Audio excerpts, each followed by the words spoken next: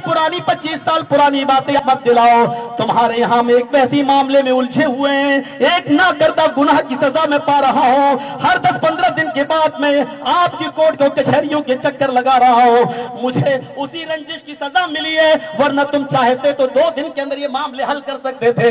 मुझे अच्छी तरह मालूम है, मुझसे जेल में जो मिलने आया मैं उनको भी जानता हूँ, जो नहीं मिलने आया मैं उनको भी जानता हूँ, जिसने मेरे खिलाफ आर्टिकल लिखे मैं उनको भी जानता हूँ।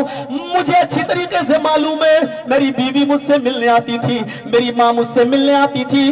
पठानी टोले के लोगों तुम यहाँ मौजूद होगे, मैं सबको बुरा नहीं कहता हूँ। पठानी टोले के एक आदमी का तार भी इस रंजिश और साजिश में शामिल है, उसने भी हमको जेल तक पहुंचाने की कोशिश की है। आप समझ गए होंगे। इतना याद रखना, मैं 4 महीने जेल के अंदर जिस पोजीशन में रहा और मेरी माँ तहज्जुद पढ़ पढ़कर मुसल्ले पर रोती रही, मेरी माँ के आंखों से गिरने वाला एक एक आंसू तुमसे इंतकाम लेगा, एक एक आंसू तुम्हारे ऊपर कहर बनकर टूटेगा।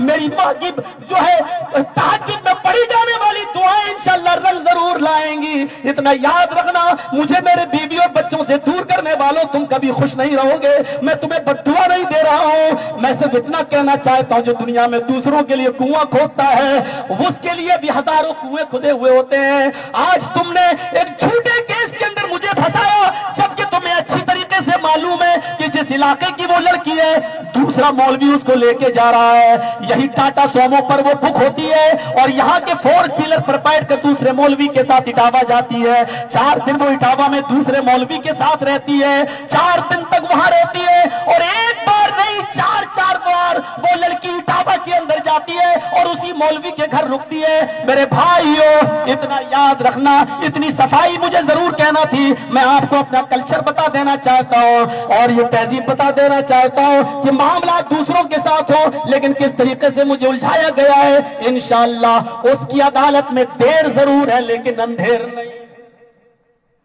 तो मौलाना साहब ने खुद इस बात की गवाही दी, खुद इस बात की वजाहत की और सफाई पेश की है कि मैं इस मामले में बरी हूँ, मुझे इस मामले में फंसाया जा रहा है और तुम लोग अल्लाह रब्बुल आलमीन के सामने जवाबदेह होगे।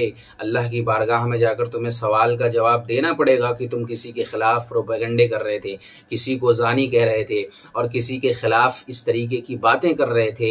एक इंसान इज्जत कमाने में अपनी पूरी जिंदगी लगा देता है, उसके खिलाफ तुम प्रोपेगेंडे कर रहे थे, उनको बेइज्जत करने की कोशिश कर रहे थे और एक आम इंसान नहीं बल्कि एक आलिम दीन को तुम बेइज्जत करने की कोशिश कर रहे थे।